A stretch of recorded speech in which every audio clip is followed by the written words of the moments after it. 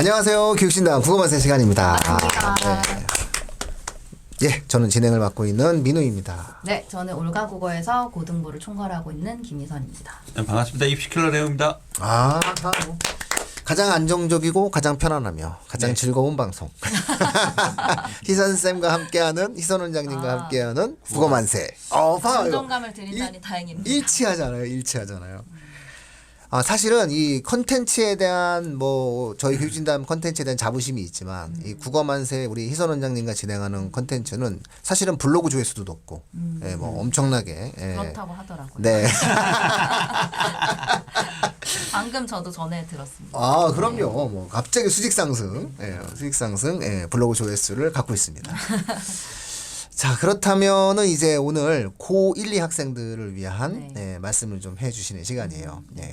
아무래도 이제 고 1, 2 학생들 같은 경우는 시간이 많이 남았다고 생각할 것 같아요. 제가 보기에는 특히 이제 고 1 학생들 같은 경우는 수능이 되게 멀게 느껴질 것이고, 이 제도가 변하지 않을까? 라고 생각을 할 수도 있을 거고. 근데 제가 판단하기에는 이제 평가원에서 어떤 수능에 대한 변화를 줬을 때 그것을 그래도 3년은 계속 끌고 갔거든요. A, B형 그렇게 욕 많이 먹었지만 어쨌든 3년은 했고 그래서 이것도 제가 보기에는 킬러를 없앴을 때 분명히 약간 순기능은 무조건 있기 때문에 그래서 그것을 3년은 유지를 한다고 보고 대비를 하는 게 맞을 것 같거든요. 이제 그 순기능 중에 하나는 저도 수업하기 너무 편하고 왜냐하면 막 그 킬러 문항을 하나 수업할 때 30분 정도를 할애해야 되니까. 그렇죠. 왜냐하면 모든 학생을 다 이해를 시켜야 하니까요. 근데 이제 그런 시간이 좀 빠졌기 때문에 그냥 약간 본질적인 국어의 내용만 계속 강의를 하면 되는 거기 때문에 제가 그렇게 느끼니까 수험생들도 그렇게 느낄 것 같아요.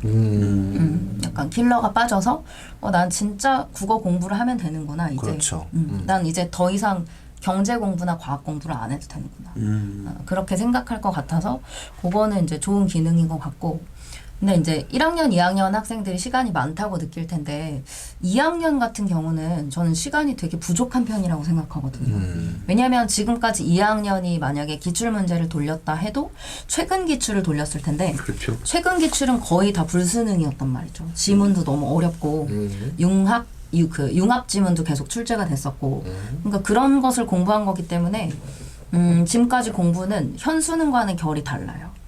그래서 2학년 학생들이 미리 기출을 돌렸다 하더라도 이제는 조금 방향을 바꿔야 되는 거라 전 시간이 그래서 없다고 생각해요. 그래서 만약에 2학년인데 기출을 돌릴 거면 차라리 최근 기출보다는 12학년도부터 16학년도는 지문이 조금 짧고 약간 본질적인 내용을 물어보거든요. 그래서 그런 옛날 기출을 분석하시는 게 훨씬 나을 것 같고 네, 그리고 지문의 난이도를 너무 이렇게 높여서 그 지문이 너무 어려운데 막 머리를 싸매가면서 읽는 것보다는 선택지에 집중을 되게 잘 하셔야 될 것 같아요. 선택지. 선택지도 이제 보면 길이가 되게 긴 선지도 있고 길이가 짧다 해도 그 근거를 찾기 어려운 선지도 있거든요. 그래서 그런 선지랑 지문의 근거랑 계속 매칭을 시켜서 약간 난 2학년이지만 나의 사고를 평가원스럽게 맞춰야 되지 않나. 이렇게 지금은 솔루션을 드리고 싶고 고1 학생들 같은 경우는 지금 고3 학생들 같은 경우는 비연계 문학 작품이 나오면 꽤 어려워하거든요. 그래서 그거에 대한 대비를 1학년 때부터 꼭 해두셔야 될 것 같아요. 문학 전반에 대한 대비. 그래야 나중에 고3이 됐을 때 EBS에서 이제 반을 내고 나머지 반을 EBS가 아닌 것에서 냈을 때 사실 그 50점 맞으려고 공부하는 건 아니잖아요. 그렇죠. 네.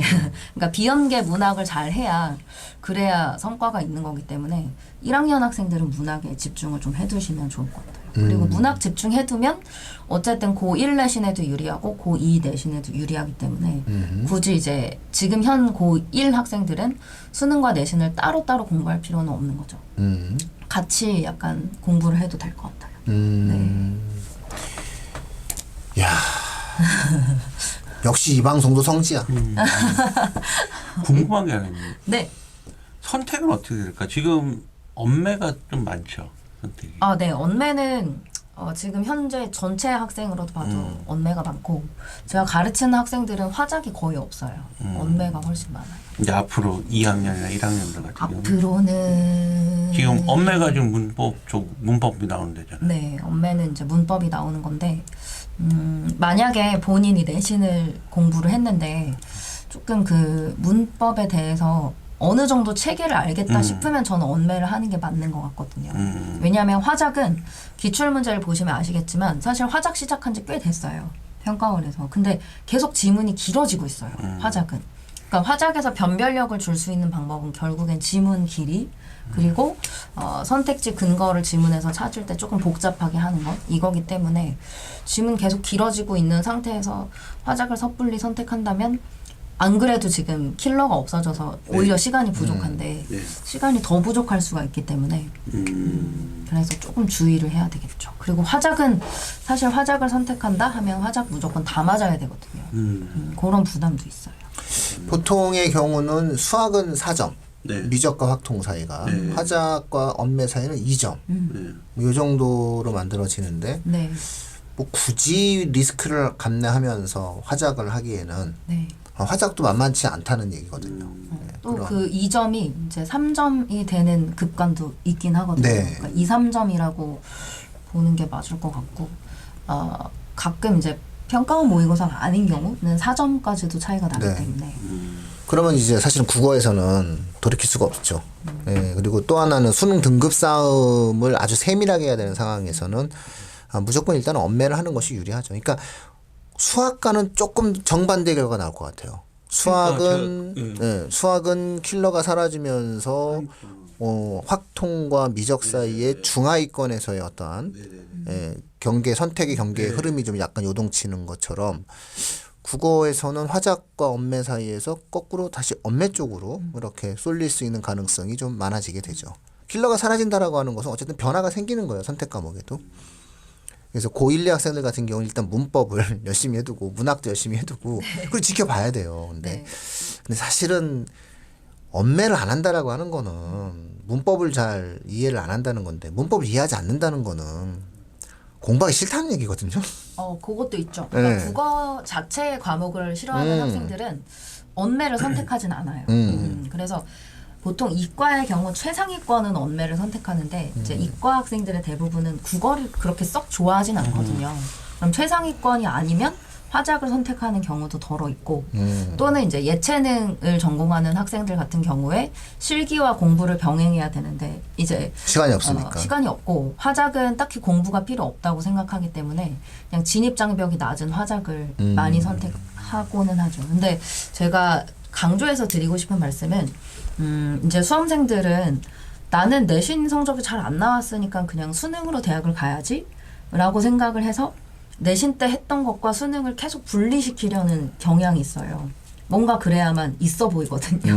내신은 조금 하위의 것이고 수능이 되게 높은 것이고 근데 여러분은 항상 그 경쟁자가 나의 교실의 친구가 아니고 N수생이라는 거 생각하셔야 돼요.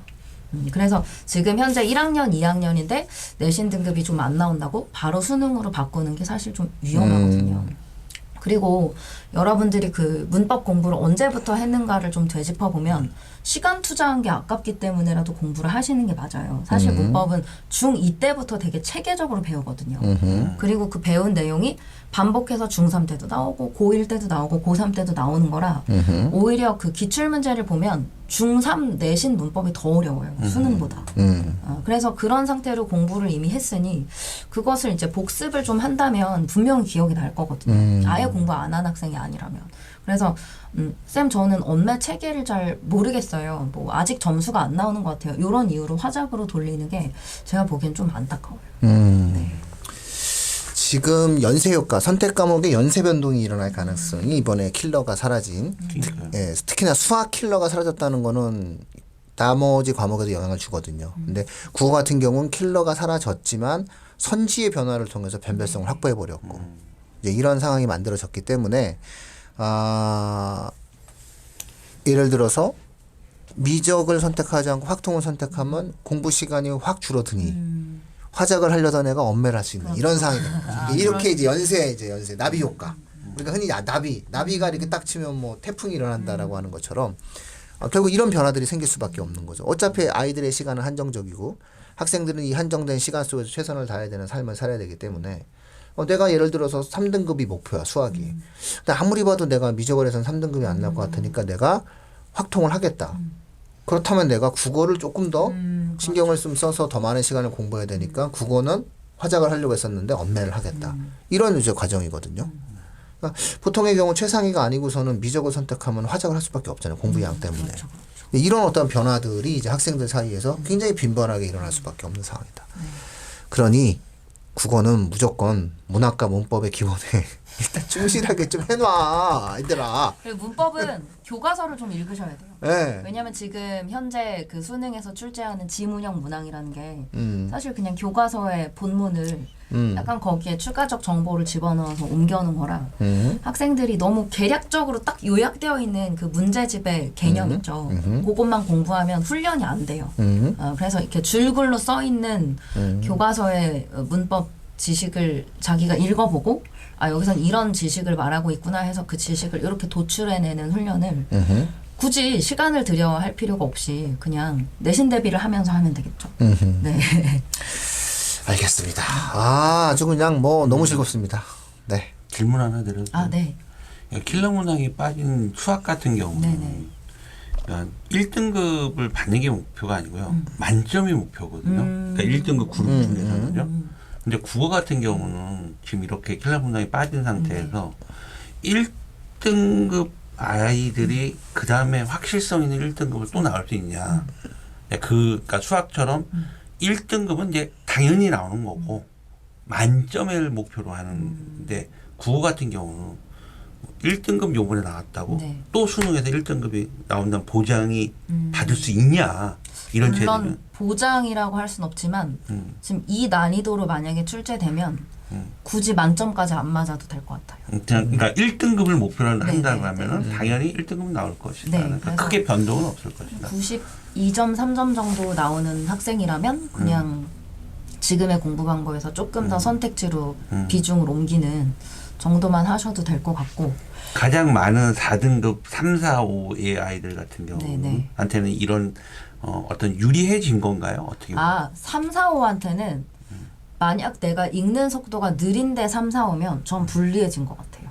왜냐하면 예전에는 그 선택지를 판단할 때 그 선택지를 읽고 아이들이 의식적으로 끊는 훈련을 하거든요. 네. 그럼 끊으면 보통 2개나 3개로 끊어지는데 지금 수능 같은 경우는 뭐 4개로 끊어지기도 하기 때문에 원래 국어를 잘하는 그러니까 되게 논리적인 사고력을 갖고 있고 좀 막 중학교 때부터 독해력을 연습했고 이런 학생들이 아니면 그 선지를 자기가 끊으면서도 의미 파악을 잘 못해요. 네. 그래서 어차피 선지 읽을 때 시간이 많이 걸리니까 그러면은 읽는 게 느린 학생들은 불리할 수밖에 없죠. 지금 1학년이어서도 훈련을 해도 그거는 극복하기가 아닙니다. 1학년은 충분히 시간이 있다고 생각해요. 네, 2학년은? 저는 2학년도 시간이 있다고 생각하고 지금 이제 발등에 불이 떨어진 거는 고3이랑 N수생인데 뭐 남은 시간이 며칠이든 제 생각엔 2달 남았다 이렇게 계산하면 될 것 같거든요. 뭐 복습도 해야 되니까. 그래서 2달 동안 선택지랑 만약에 내가 선택 과목에서 만점이 안 나왔다면 선택 과목 공부에 조금 공을 들여야 되겠죠. 네. 짧은 시간 동안 할 수 있는 그쵸. 거니까. 네. 아이들 같은 경우 이제 우리 학생들이 이제 공부를 해나가는 과정에서 보면은 뭐 어차피 등급에 있어서 이제 뭐 만점 게임은 이 정도 변별성을 확보하게 되면 만점을 노린다고 만점이 나오지가 않아요. 네. 네, 정말 근데- 잘하는 네. 학생들. 그런 학생들은 이제 제가 이번에 100점 나온 학생 2명 얘기를 들어보니 그 학생들은 하프 모의고사를 풀어도 20분이면 다 푼대요. 네. 네. 그러니까 읽는 속도가 달라요. 이미 다 완성이 된. 초등학교, 중학교 때 공부법이 달라. 그때 문제 많이 안 푼 거야. 네, 맞아요. 그 제가 지금 드리고 싶은 말씀이 너무 그 기계적으로 문제를 빠른 시간에 착착 쳐내야 되는 그런 약간 이상한 학원에 다닌 애들은 이 수능에 너무 불리해요. 네, 너무 불리해. 그런 애들은 다 3등급인데 5등급으로 떨어질 거예요. 이게 이 후폭풍이 이 시험의 신기한 후폭풍이 사실은 어떤 특정 시장 내에서 사교육 시장 내에서 특정한 어떤 과정에서는 굉장히 치명타가 되는데 이제 조만간 뭐 제 입으로 얘기하지 않아도 곧 소비자가 알아챌 거예요. 진짜 안 돼요 이거는. 네. 그렇게 공부했다가는 오히려 더 문제가 되는 거기 때문에 지금 제가 그냥 대강 듣는 것만 해도 특정 지역 어떤 특정 몇몇 학원에서는 초등학생들을 앉혀놓고 고3 수능 문제를 준 다음 스톱워치로 시간을 잰대요. 미친 거죠. 근데 저는 고1, 고2 가르칠 때도 시간 안 재거든요. 그 시간 재는 게 아이들을 망치는 길이기 때문에 시간은 고3부터 재야 되거든요. 그래서 시간을 그렇게 재서 무조건 시간 안에 풀어야 돼 하는 게 오히려 독해력을 되게 확 저하시켜요. 정말. 그러니까 그게 이번 같이 변화된 수능 제도 하에서는 절대 맞지 않아요. 그러니까 그거는 마치 킬러 문항이 있을 때 이렇게 해야 킬러를 잡는다는 보여주기식의 퍼포먼스였거든요.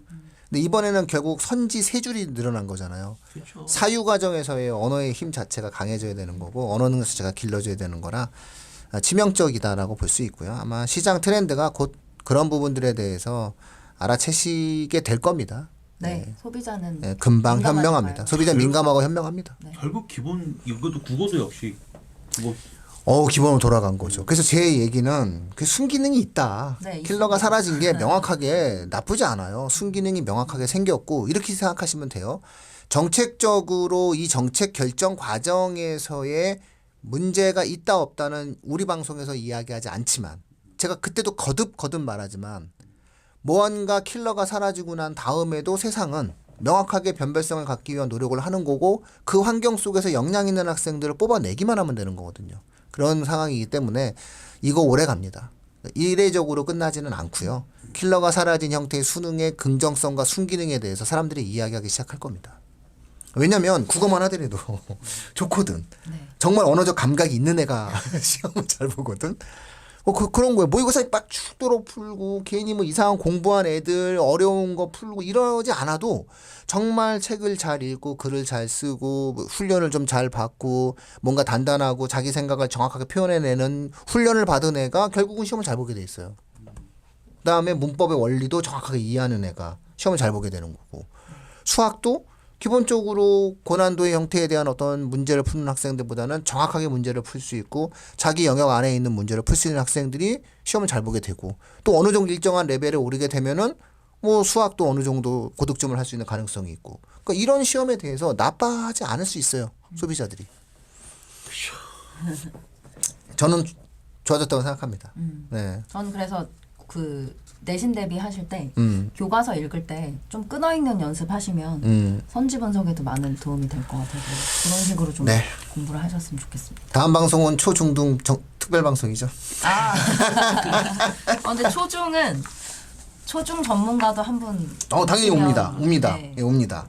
네, 초중등 전문가와 함께 연합 방송으로 진행하십니다. 선생님 진짜 제가 며칠 전에 진짜 충격적인 얘기 있었어요. 네. 제 나름대로 중학교 1학년 학생이었거든요. 네네. 수학 문제를 이렇게 풀고 있더라고요. 근데 제가 이렇게 봤더니 되게 아이가 의젓한 모습이에요. 그래갖고 아이고 잘생겼네. 장남이야? 그랬더니 아이가 그 장남이야 제가 물어봤잖아요. 가만히 이렇게 저를 이렇게 쳐다보는 거예요. 장남이야? 그러니까 얘가 대답을 못해서 몇째야? 그랬더니 집에서 그거 몇째야? 그랬더니 둘째라는 거예요. 아 그래 형이 있구나. 그랬더니 형 없는데요? 그러는 거예요. 근데 왜 둘째야? 내가 순간 장남이 무슨 뜻인지 혹시 알아? 장남이라는 뜻을 모르더라고. 근데 요즘 아이들은 백부, 숙부 당연히 모르고 잘 안 만나고. 장남. 근데 더 웃긴 건 뭐냐면 나도 잘 몰라. 아니, 장남. 그래서 장남 너네 몇째냐 그랬더니 근데 왜 둘째라고 혹시 그 그랬습니까? 내용님 발음이 세서 그런 거 아니야? 아니야. 장난. 증인들도 장난. 같이 있었어. 근데 왜 주인들이 둘째라고 한지 못한 아세요? 거 아니야? 왜 둘째라고 자기가 생각한지 아세요? 첫째는 아빠라고. 그러니까 장남이니까 남자 중에 아빠가 첫째, 자기가 두 번째니까 둘째라고 얘기했잖아. 어허 엄마는 뭐야 자식. 아니 장남이니까 남이니까 남자 내 집안의 생각에 남자. 그 학생 생각에. 입장에서 엄마는 장녀네요. 그럼. 그렇죠, 그렇죠.